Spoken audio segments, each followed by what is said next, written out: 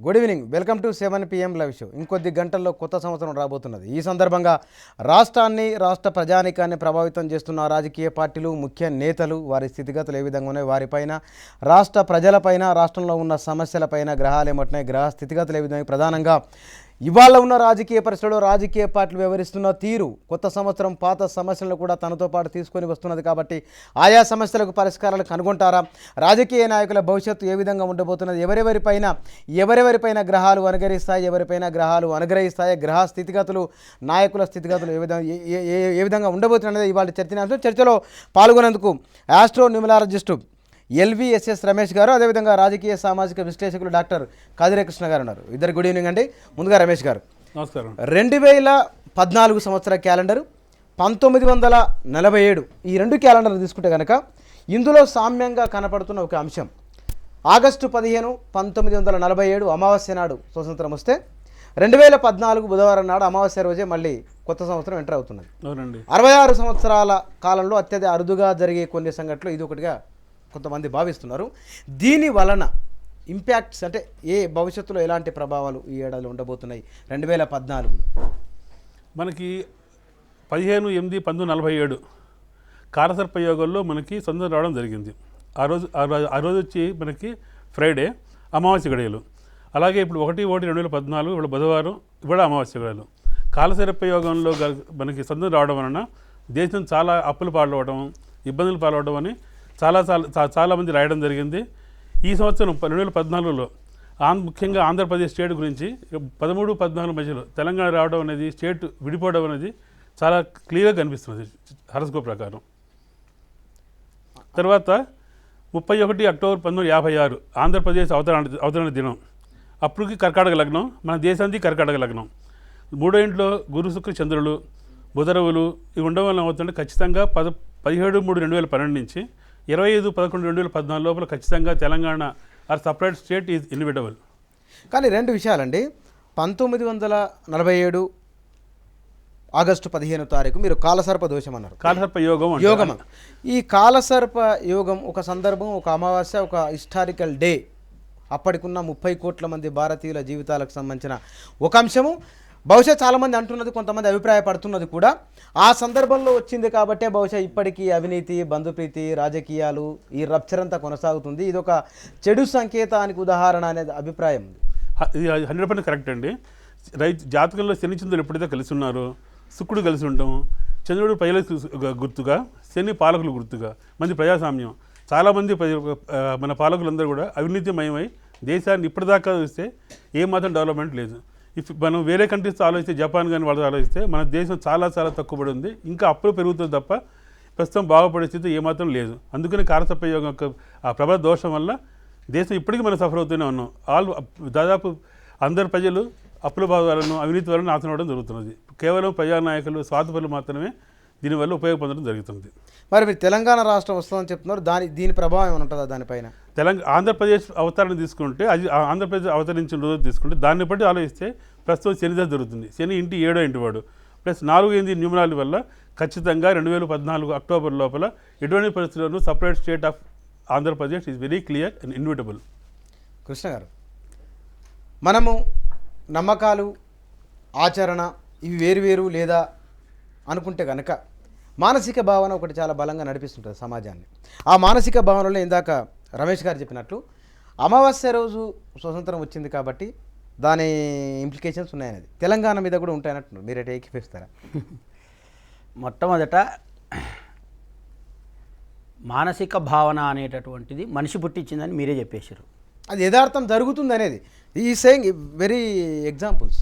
అవినీతి ఉంది, రాజకీయ రప్చర్ ఉంది, ఇవన్నీ కూడా గ్రహస్థితిగతులు బాగలేని కారణంగానే జరిగిందని చాలా బలంగా విశ్వసిస్తున్నారు. మన కళ్ళ ముందు అలా చూస్తున్నాం. 1947కు పూర్వం కూడా అవినీతి ఉంది, స్వతంత్రం లేదు కానీ అవినీతి ఉంది. 1947కు పూర్వం కూడా ఇప్పుడు ఏ పరిస్థితుల్లో అయితే వీళ్ళు చెప్తున్నారో ఆ పరిస్థితులన్నీ ఉన్నాయి.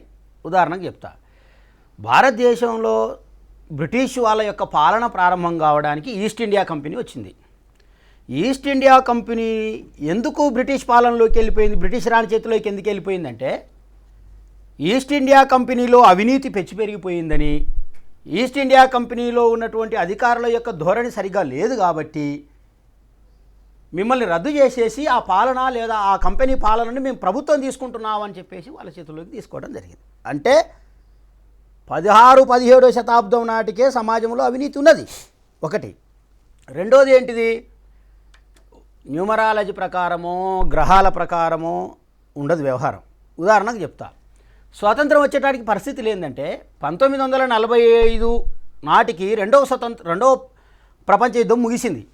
ముగిసిన తర్వాత బ్రిటిష్ గవర్నమెంట్లో కీలకమైనటువంటి మార్పులు జరిగినాయి. అప్పటి వరకు ఉన్నటువంటి ప్రధానమంత్రి విన్స్టన్ చర్చిల్ కన్జర్వేటివ్, ఆయన పోయి అట్లీ అనేటటువంటి వాడు ప్రధానమంత్రి అయ్యిండు. అట్లీ అనేటటువంటి వ్యక్తి లేబర్ పార్టీకి చెందినటువంటి వాడు. కాబట్టి లిబరల్గా ఉండడం మూలంగా భారతదేశానికి స్వతంత్రం ఇవ్వడానికి వాతావరణం నెలకొన్నది. కాబట్టి భారతదేశానికి స్వతంత్రం వచ్చింది. కానీ వచ్చిన ముహూర్తం బాగాలేదు అంటున్నారు. ముహూర్తం బాగా సర్పయోగం. అవును, ముహూర్తం బాగలేకపోవడానికి స్వతంత్రం రావడానికి సంబంధం ఏముంది? అంటే వచ్చిన స్థితి అంటున్నారు. అవునండి, వచ్చిన స్థితి 1947 నాటికి మీరు అంటున్న ప్రకారం బాగలేదు. బాగలేకపోతే రావద్దు.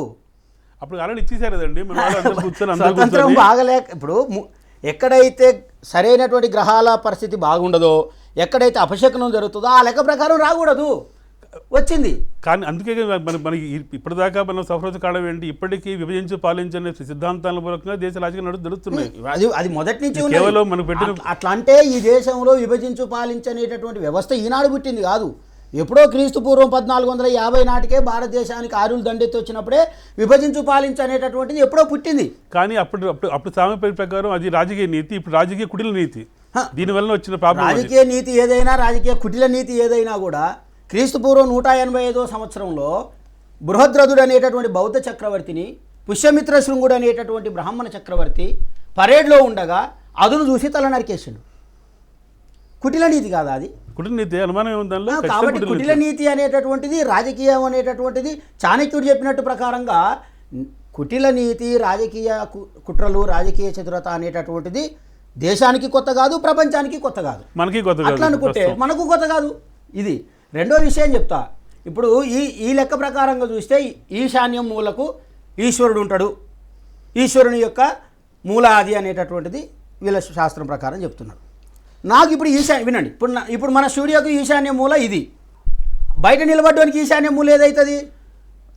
నిలబడ్డానికి ఈశాన్య మూల ఏదైతుంది? ఈశా ప్రాచి అంటే కేవలం జస్ట్ ఒక అంగుళం మాత్రం ఉండే ఈశా ప్రాచి అంటారండి. ఆయన చెప్పండి ఈశా ప్రాచి ఈశాన్యుడు ఉంటాం కాదు. ఈశా ప్రాచి అంటే జస్ట్ బొటన వేలు అంగుష్ట మాత్రం ఉన్న ప్లేస్ను వదిలిపెట్టమంటారు. దాన్ని ఈశా ప్రాచి అంటే అక్కడ ఈశ్వరుడు ఉండరు, ఎవరు ఉండరు. బేసిక్గా అది ఒక వాస్తుశాస్త్ర ప్రకారం, కొన్ని నిర్ణయాల ప్రకారం వాస్తు కూడా కొన్ని బ్యాక్గ్రౌండ్ ఎలక్ట్రిక్ ఫోర్సెస్ వల్ల వచ్చింది. ఉదాహరణకి మన జరిగింది ఇది, మన అమెరికాలో రీఫిల్ టవర్ పేల్చారు. దాని వాస్తు ప్రకారం 100% వాస్తు ప్రకారమే ఉంది. అన్ని తప్పులు దానిలో ఉన్నాయి. అంత సెక్యూరిటీ ఉండి కూడా దాన్ని నాశనం చేయడం జరిగింది. సో 99% ఉన్నంతలో వాళ్ళు వరల్డ్ ట్రేడ్ సెంటర్ అమెరికాలో కూలిపోవడానికి వాస్తు లేదు. 100% వాస్తు ఖచ్చితంగా కారణం ఉంది. దాని ఖచ్చితంగా చూపిస్తాను మీకు. మనకంటే వెనకాల స్వతంత్రం వచ్చింది చైనాకు స్వతంత్రం వచ్చినప్పుడు వాతావరణం పరిస్థితులు బాగున్నాయా? బాగలేదు. గ్రహాలు బాగున్నాయి, గ్రహ శకునాలు బాగున్నాయా? బాగలేదు. లేదంటే ఇక్కడ ఇలాగా చైనాలో కూడా చాలా ఇది చాలా ఘోరాలు జరిగినాయి. చాలా మంది స్టూడెంట్స్ చంపేయడం, అక్కడ కమ్యూనికేషన్ ఖచ్చితంగా పెద్ద ఒక ఎఫెక్ట్ ఉంది. పెద్దది మంచి చెడు అన్ని చోట్ల ఉంటాయి. కాదు ఎక్కువ మంచి చెడు అనేటటువంటి మానవ స్వభావాన్ని బట్టి పెరిగినటువంటి వాతావరణం, మానవ స్వభావం మీదనే గ్రహాల ప్రభావం ఉందని ఎందుకు అనుకోకూడదు? ఒకవేళ మానవుని స్వభావం మీద గ్రహ ప్రభావం గనక ఉన్నట్టయితే దేశంలో ఉన్నటువంటి వాళ్ళందరి మీద అదే ప్రభావం ఉండాలి. ప్రాంతంలో ఉన్నటువంటి వాళ్ళందరి మీద బోడిగుండుకు మోకాలకు సంబంధం లేదండి. బోడిగుండే మోకాలు మోకాలే. ఈ మధ్య సైంటిస్టులు, అమెరికన్ సైంటిస్టులు దైవకణం అన్నది మనకంటే they got Nobel prize also. దైవకణం అనేది ఒకటి ఉందని చెప్పి శాస్త్రజ్ఞ నిరూపణ జరిగింది. అలాగే అమావాస్యకి పౌర్ణమానికి పిచ్చి వాళ్ళకి పిచ్చి ఎక్కువ ముదరడం తగ్గడం జరుగుతుందని అందరికీ తెలిసింది. చాలామంది ఆపరేషన్ డాక్టర్స్ కూడా ఈ మధ్య అమావాస్య పౌర్ణమికి అవాయిడ్ చేయడం చాలా జరుగుతున్నది. సో బేసిక్గా natural forces will act on the personality అది హ్యూమన్ బ్రెయిన్. ఉదాహరణ మనకి పౌర్ణమి నాడు అలలు ఎక్కువ ఉంటాయి సముద్రంలో. ఎందుకుంటాయి? విడిగా ఎప్పుడు ఉండట్లేదు కదా. సో అలా కొన్ని కారణాల వల్ల మన పూర్వీకులు కొన్ని సిద్ధాంతాన్ని నిర్ణయించారు. సో చెడు మంచి అన్నవి వారి జాతక ప్రభావాలు ఉంటాయి. అలాగే ఈ దేశంలో మన కాలసర్ప యోగం ఉండదు కాబట్టి మళ్ళీ మళ్ళీ మళ్ళీ ఇప్పుడు ప్రస్తుతం నెక్స్ట్ 16 సంవత్సరంలో నేషనల్ రివల్యూషన్ ప్రజలే సామ్రాజ్యం చెప్పి అటువంటి ఒక విప్లవం కూడా ఏ రావడానికి సంవత్సరం అవకాశం ఉంది. సంవత్సరం అండి 16-17 మధ్యలో 2016 మధ్యలో మళ్ళీ నేషనల్ విప్లవం లాగా అంటే ఉన్న ప్రజానాయకులు వీళ్ళు కాదు అని చెప్పి ఒక సామాన్య పౌరుడికి కూడా మంచి హక్కులు ఇవ్వడానికి ఇప్పుడు ప్రస్తుతం ఉన్న ఈ హక్కుల చట్టాలు కానీ అంటే ఇవన్నీ ఢిల్లీలో కేజ్రీవాల్ లాగానా కేజ్రీవాల్ కూడా ఛాన్స్ లేదండి. మొన్న కేజ్రీవాల్ తీసుకున్న ఓత్ టేకింగ్ పీరియడ్లో కూడా ఖచ్చితంగా బాలయ్య దోషం ఉంది. సో ఈ కెనాట్ ఆయన కూడా దోషం ఉందా? ఖచ్చితంగా ఉన్నది, అనుమానం లేదు. ఆ కాలం అన్ని చార్ట్ మొత్తం క్లియర్గా నాకు ఉంది. అంటే ఎట్లా దాన్ని చదువుడు అంటే ఆ అంటే ఇప్పుడు లగ్నానికి ఏం లేదు, కేజ్రీవాల్ కోసిరివాల్ అయితే ఇప్పుడు కోసేవాళ్ళు లేదు ఆయన దగ్గర, లేదు. కోసేవాళ్ళు దానికి కనుక అయితే ఏంటంటే అంతా సెట్ అయిపోతుంది. మొన్న ఆయన పెట్టింది కూడా దాని ముహూర్తం పెట్టారు. దాని ఏ ముహూర్తం ఉన్నారంటే అది యాక్చువల్గా మన శ్రీరామచంద్రుడు శ్రీరామచంద్రుడు ఓత్ టేకింగ్ అంటే ఆయన పట్టాభిషేకం అప్పుడు అభిజిత్ ముహూర్తం అని ఒక ముహూర్తం పెట్టారు. వీళ్ళు అదే ఫాలో అయ్యి ఏది కుదరక అన్ని సూర్యుడు 10వ ఇంట్లో ఉండటం పదవిలో ఉంటే దాన్ని అభిజిత్ ముహూర్తం అనే మాట బుక్స్లో ఉంది, సాంప్రదాయంలో ఉంది. కానీ ఈసారి ఏమైందంటే చంద్రుడికి శనికి రావు సంబంధం ఉంది. సో చంద్రశనుల సంబంధంలో బాలరాశి దోషం అంటారు. కేజ్రీవాల్ అని ఎంత గొప్పవాడు కావచ్చు, ఎంత పర్ఫెక్ట్ ఉండొచ్చు, కానీ ఈ సపోర్ట్ వల్ల కానీ ఏదైనా కానీ దాన్ని బాలరాశి దోషం వల్ల 5 ఏళ్ల పాటు అది రూల్ చేయడం చాలా దగ్గర పని కాదు. సో అక్కడ యోగాల ఫలితాలు లేదు, మీరు అటువంటి మాట గ్రహాలకే సంబంధం లేదు. అది కానీ ఇప్పుడు గ్రహాలకే సంబంధం ఉన్నట్లయితే పివి నరసింహారావు మైనార్టీ ప్రభుత్వాన్ని 5 సంవత్సరాలు నడిపించింది కదా. అది ఆయన చాట్ ఆయన గ్రహాలు బాగున్నాయండి. ఎవరి చాతుర్యం వాళ్ళకు ఉంటుంది, ఎవరి చమత్కారం వాళ్ళకు ఉంటుంది. కేజ్రీవాల్ 5 సంవత్సరాలు నడిపిస్తాడా లేదా అనేటటువంటిది మైనార్టీ ప్రభుత్వం ఉంది కాబట్టి అది ఇప్పుడు ఇంట్లో ఏమంటారంటే ఎల్లక ఇంట్లో కొట్లాడుకుంటే బయట వాడు ఏమనుకుంటారంటే ఇదే జరుగుతుంది ఆ ఇంట్లో అనుకుంటారు. రమేష్ గారు, ఇందాక మీరు వాస్తు ఒక మాట అన్నారు. ఆంధ్రప్రదేశ్ మ్యాప్ మొత్తం తీసుకుంటే కనుక ఆంధ్రప్రదేశ్ పటానికి తెలంగాణ తీసుకుంటే వీటికి వాస్తు సరిపోయిందా? వాస్తు సరిపడడం అంటే విడిపోయిన తర్వాత ఆంధ్రప్రదేశ్కి నార్త్ ఈస్ట్ పెరగడం వలన ఓ రకమైన ఒక మంచి అవకాశాలు ఇవ్వడానికి ఒక అవకాశం ఉంది. Very good extension, very good development for Andhra Pradesh విడిపోయిన తర్వాత. ఓకే, సో ఆ అవకాశాలు ఎక్కువగానే ఉన్నాయండి. తెలంగాణ కూడా బాగానే ఉంది. తెలంగాణకు వల్ల కొన్ని దోషాల వల్ల కొన్ని ఇబ్బందులు పడచ్చేమో, but later things will change. అంత వాస్తవం కొన్ని ఫలితాలు ఉంటాయి, దాని తగ్గ చెడు మంచి అన్ని చోట్ల ఉంటాయి. బట్ ఏదైనా మనకి ముఖ్యంగా మన దేశంలో అన్ని స్టేట్లు కూడా క్రాస్గాను వంకర దొరుకుతాయి. అదే యునైటెడ్ స్టేట్స్ ఆఫ్ అమెరికాలో ప్రతి కంట్రీకి ప్రతి ఒక్క స్టేట్కి కూడా ఎగ్జాక్ట్గా సౌత్ వెస్ట్ పర్ఫెక్ట్గా డివైడ్ చేశారు. ఇప్పుడు ఈవెన్ అమెరికన్ సిస్టంలో కూడా ఈ డాలరు పిరమిడ్స్ ఆ నోటి మీద అవి వేయడం వలన ఇప్పటికి డాలర్ వాల్యూ పెరుగుతుంది. కానీ అన్ని కరెక్ట్ మీరు అన్నట్లు అన్ని కరెక్ట్ చేసుకున్న వాళ్ళు వరల్డ్ ట్రేడ్ సెంటర్ని ఎందుకు కరెక్ట్ చేసుకోలేదు? అది వాడకారం మనం చేయలేం కదా, దాన్ని బట్టి ఆ విధంగా వచ్చింది జరిగింది, దానికి అట్లాగే ఉంది కాబట్టి పేలిపోయింది. ఇప్పుడు అట్లా అనుకుంటే భారతదేశానికి స్వతంత్రం రాకముందు పాకిస్తాన్ కలిసే ఉంది కదా. పాకిస్తాన్ కలిసినప్పుడు బాగుందా వాస్తు, ఇప్పుడు బాగుందా? దాన్నే అంటారు కాలసేపు. దాని లెక్క ప్రకారం పాకిస్తానే పాకిస్తాన్ ఉన్నప్పుడే మంచిగా ఉంది. వాస్తు మంచిగా ఉన్న దేశం ఎందుకు ఇడిపోయింది? కేవలం కాలశిల్పం వల్లనే అప్పుడు ఇచ్చేప్పుడు కూడా నెహ్రూకి పటేల్కి పడక చాలా ఉన్నాయండి. దీనికి మనిషి కేవలం అనుకున్నటువంటి దాన్ని స్వప్రయోజనాల కోసం కొన్ని తెగలు, కొన్ని జాతులు, కొన్ని వర్గాలు సృష్టించినటువంటిదే ఇదంతా తప్ప దీంట్లో నిజం లేదు. ఈ ప్రజలు నమ్మదగింది కాదు. ప్రజలకు ఇప్పుడు పొద్దునే పార పని చేసుకొని పోయి పారచేత పట్టుకొని పోయి సద్ది పట్టుకొని పోయి బావి దగ్గర కూర్చొని పొలం తవ్వేటానికి ఏ వాస్తుందండి? ఏ వాస్తు లేదు, వాస్తు లేదు. దుంతనే ఉన్నాడు, పంట పండి కొన్ని పంటలు బాగా పెరుగుతాయి, కొన్ని బజార్లో ఉన్నటువంటి వాడు మనతో పాటు డిబేట్లో జాయిన్ అయ్యారు వేద పండితులు దామోదర శర్మ గారు కూడా మనతో మాట చెప్తానండి. 4 కూడళ్ళు కలిసి ఉన్న దగ్గర ఒకటి చిన్న